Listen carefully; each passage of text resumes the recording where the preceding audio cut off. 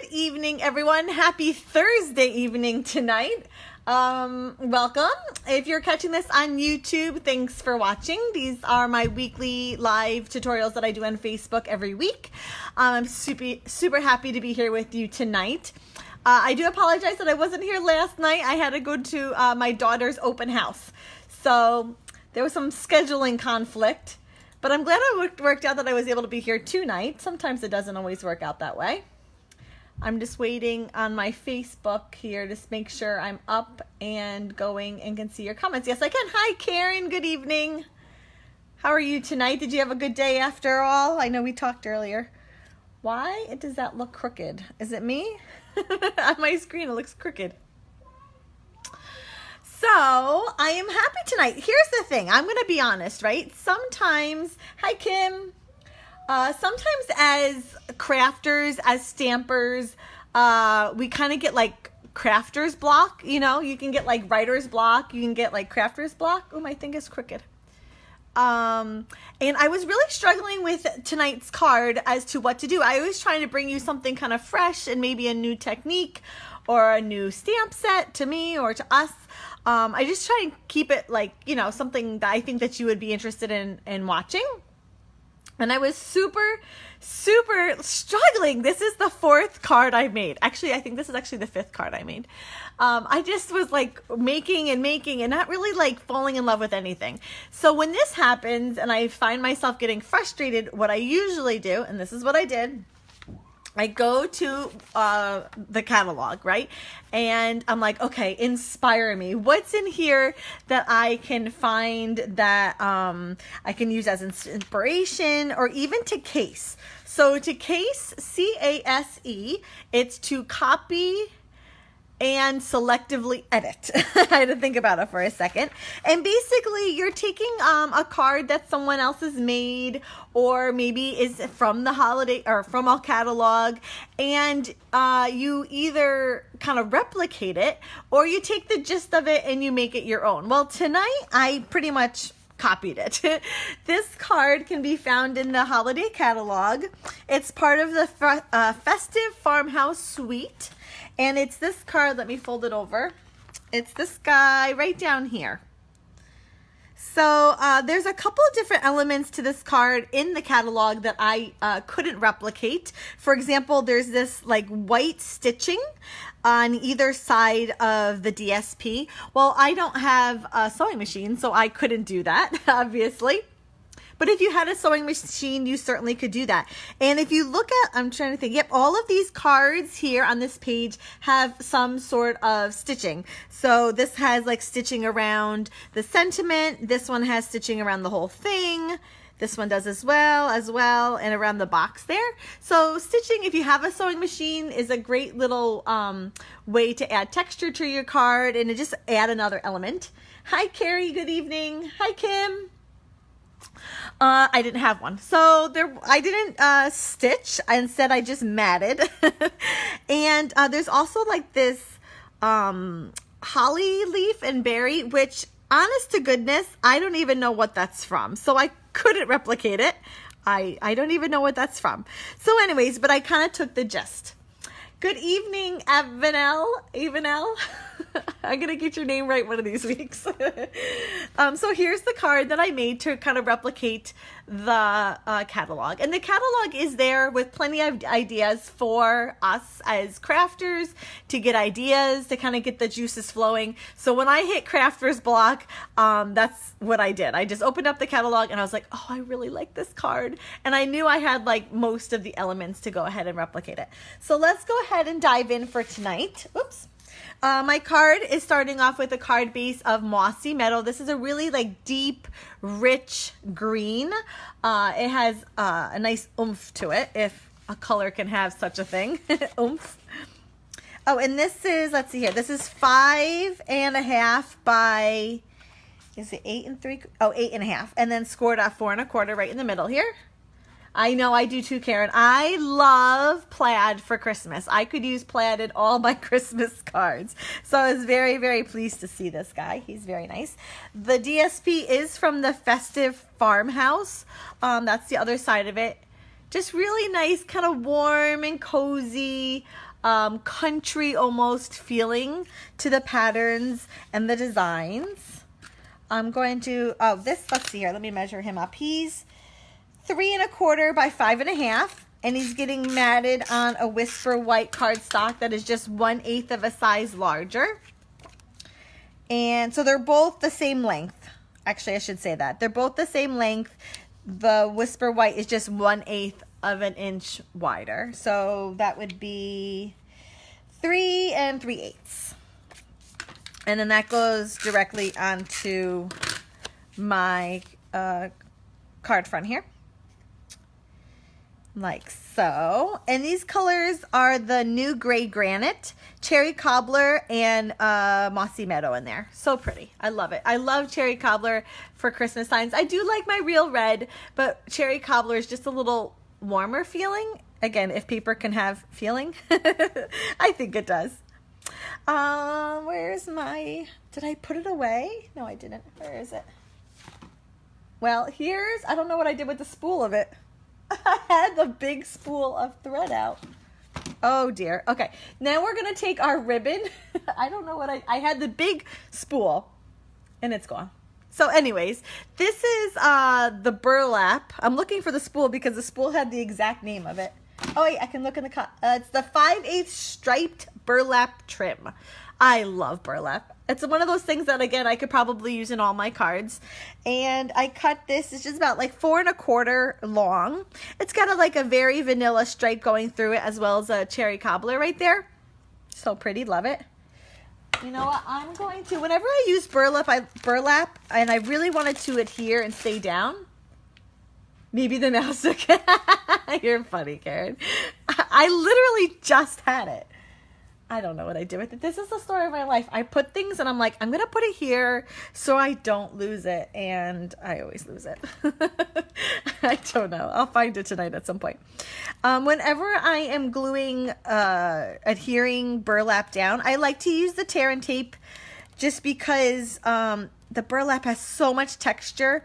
It really is hard to get our regular snail adhesive to hold it down and to stay held down. I started off with that one over here just using the snail and it just didn't do the trick. So I'm like, I know better than this. Why am I even trying? So out came the tear and tape. And that's like a permanent adhesive. So that guy's not going anywhere.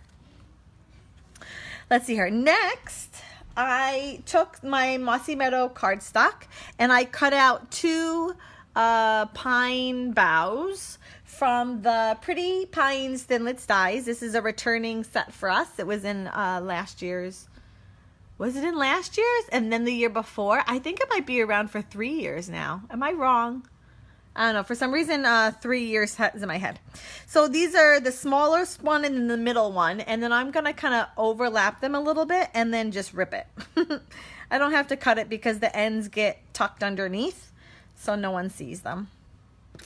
So I'm just going to put my adhesive right on a little bit over my burlap and a little bit over the DSP there and adhere those down. Like so. Now, I could tell from the catalog that this circle here, which is cherry cobbler, it was in last year's catalog. Yeah, was it in the year before? Why do I feel like it's been in 2? I feel like it's been in 2 holiday catalogs. The cherry cobbler was kind of roughed up. I don't know if you can tell. You guys can't really tell. But there was definitely texture on it. I'm not exactly sure how they got it, the texture, like how Stampin' Up! Did it. But this is how I did it. So I cut out a circle of cherry cobbler cardstock using our circles, or what is it, layering circles framelits dies. And I first took my bone folder here to kind of rough up the edges a little bit. You don't think so? Okay. I know it's been around a little bit. And I put my finger at the edge of it, because if not, it just kind of goes all wonky. And kind of like, you know, if you were to peel a potato or peel a carrot with, that's kind of like what I did. And I'm just kind of breaking up the edge of the cardstock. So, you know, it's one page of cardstock, but it's really made up of tons and tons of smaller, thinner pieces of paper. So I don't even know how many are there. Endless. You'd be all day counting. Hi, Michelle. Finally got through. I saw that you left a message, I think, on one of my pictures. I'm sorry. When I'm in a live video, I can't go over and see it. So I was hoping that, I'm sure she can't find me, and I'm glad that you were able to. I'm like, I'm here, Michelle. Come find me. So I just went around the edge. Again, kind of like if I were to peel a potato or peel a carrot, that kind of motion, just using the bone folder. This breaks it up and makes it much more pliable and kind of soft, and really separates the fibers of the cardstock.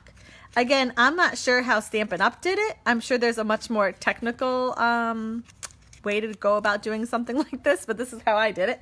So first I used the bone folder. Then I took my paper snips, which, by the way, if you don't have paper snips, you need them. They're the best scissors ever.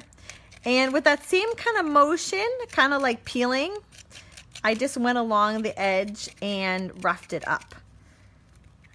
And until you kind of get the look. If you don't want it too distressed, you know, maybe not do the snips.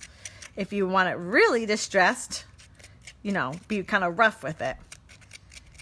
And I'm really breaking it up. I don't know if you can see on my grid paper here, but it is kind of shredding it, which is kind of the look I want.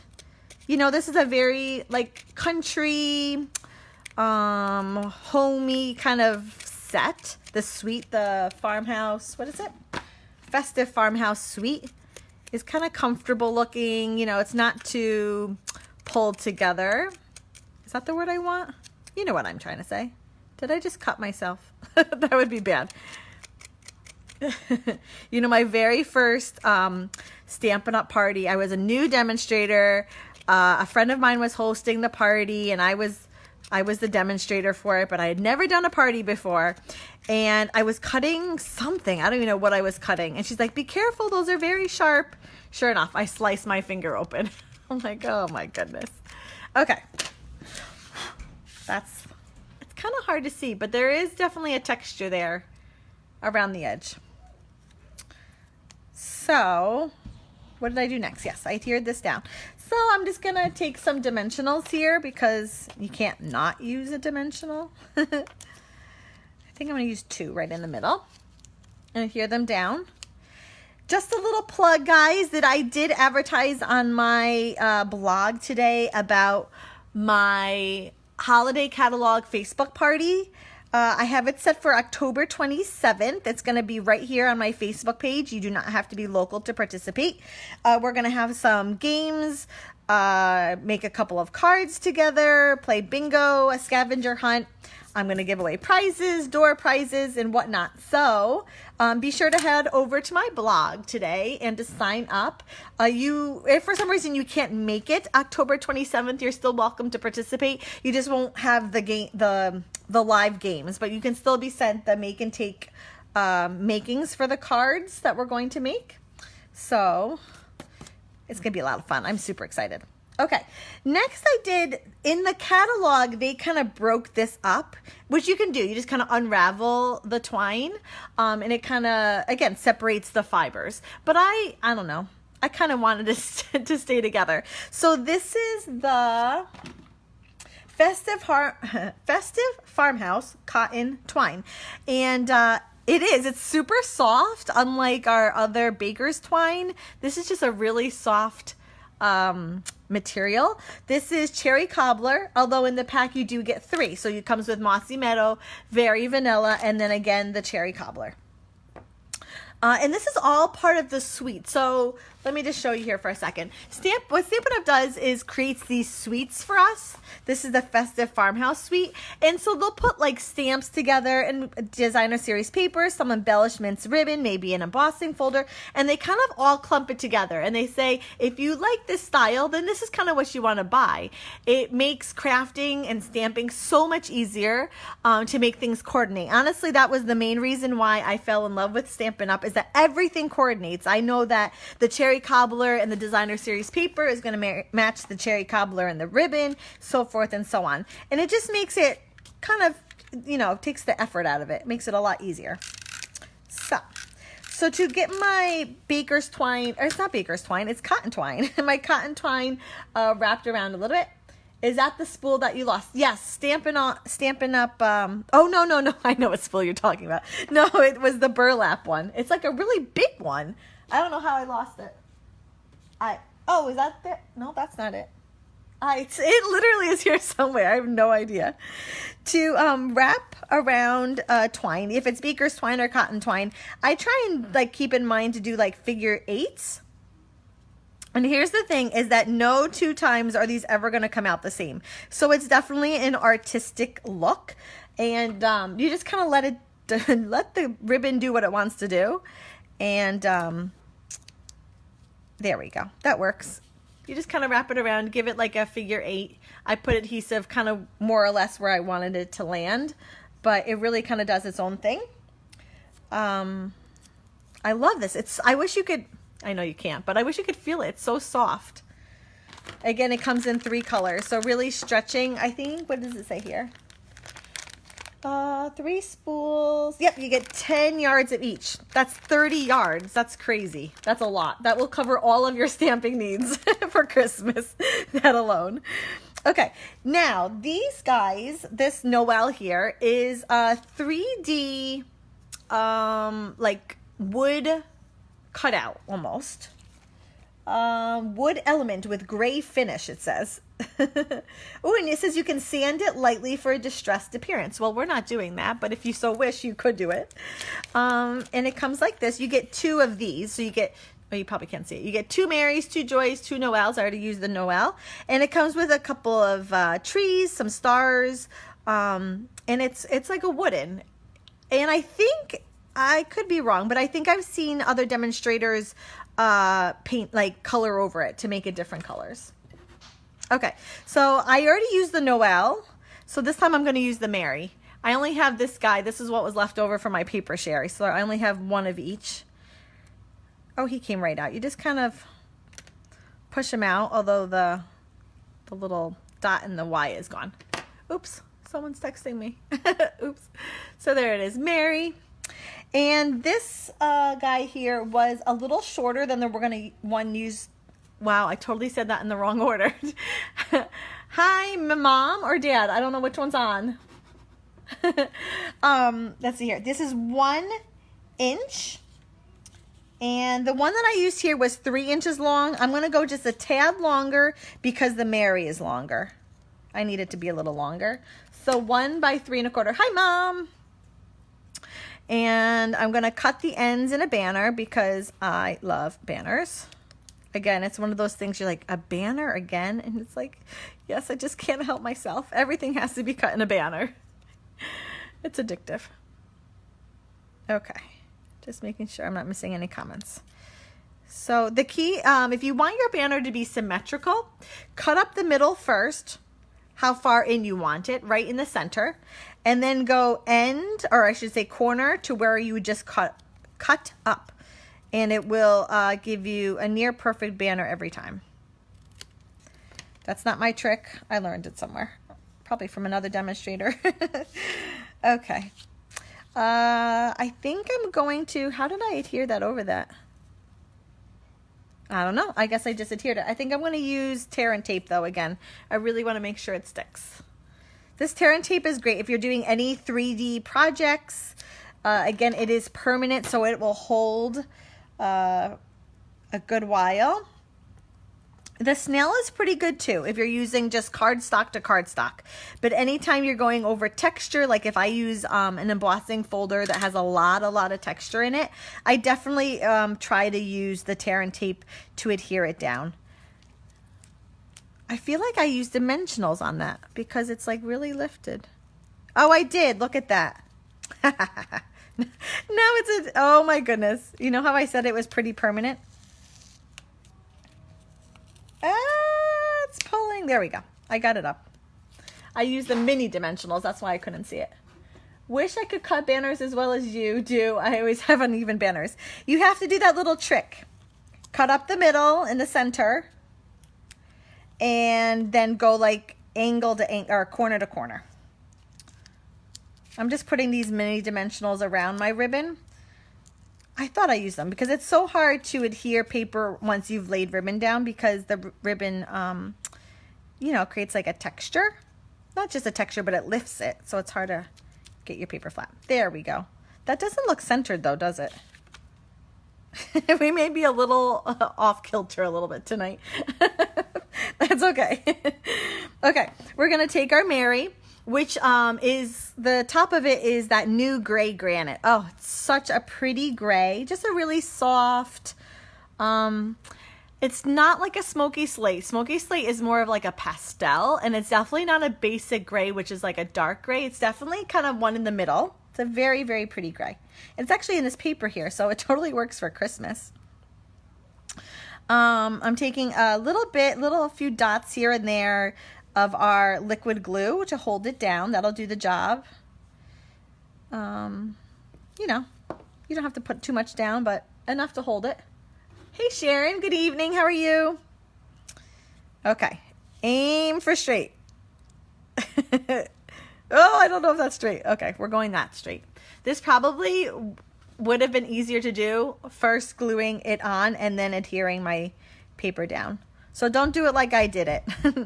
Glue the word on the banner first and then glue the banner over your circle. Probably would have been easier. On this guy here, I added a couple of stars. I don't know, they're kind of hard to see, but a couple stars. Let's see, what did I do? Here it is. The stars were a little harder to get out, so I definitely used my snips. They're like, this is hard to explain, but they're attached. There's like a little bit that's attached still. It's almost like it didn't punch through completely. So I try to just nick it with the end of my snips, kind of cut that a little bit and then push through. I'm not sure if that there we go. Makes sense. But it almost needs to be like fully cut. It's not fully cut. And there's a bunch of stars. Let's see here. 1, 2, 3, 4, 5, 6, 7, 8, 9. 9 stars in total. And 3 trees. No, 4 trees. I probably should have added a tree, but I don't have enough room. The trees are super cute. And guys, just so you know, if you happen to be watching and you haven't left a comment, I am going to give this card away tonight. So just leave, like, you know, just say hi or whatever. If you would like a chance at getting tonight's card, I do the drawing immediately afterwards. I throw all your names in a hat and one lucky winner gets tonight's card. There we go. These guys are super small. Try not to lose them. Let's see here. Should I go in? I feel like I have more room in this corner. Last time I put it in this corner. I think I'm going to go in this corner. I'm going to put little dabs of glue. Again, this probably would have been easier to do before adhering the banner down. Note to self. Let's see here. Steady. There's one. Oh, that guy's backwards. Picking him up with the snips is easy. 2. There we go. And that will dry pretty quickly. You don't want to go moving it or having to put it and then pop it in the mail right away. It's still, you know, it has to dry. But it won't take too long. So again, guys, this card comes right out of the catalog. So if you want to see firsthand, it's on page 12. Right down there. So there's my end of my card. If you have any questions about any of the product I use, please let me know. You can always drop me an email, Stampin, Jaimie with 2 I's, Jaimie @gmail.com. If you have any questions about any of the product I used, definitely hop over to my blog, which will lead you to my store. Thank you all for joining me tonight. And next week, I will be back Wednesday night again. I won't be here Thursday. So Wednesday night next week, 7:30 p.m. Eastern Standard Time. Thank you guys for watching tonight. I'll see you next week. Take care.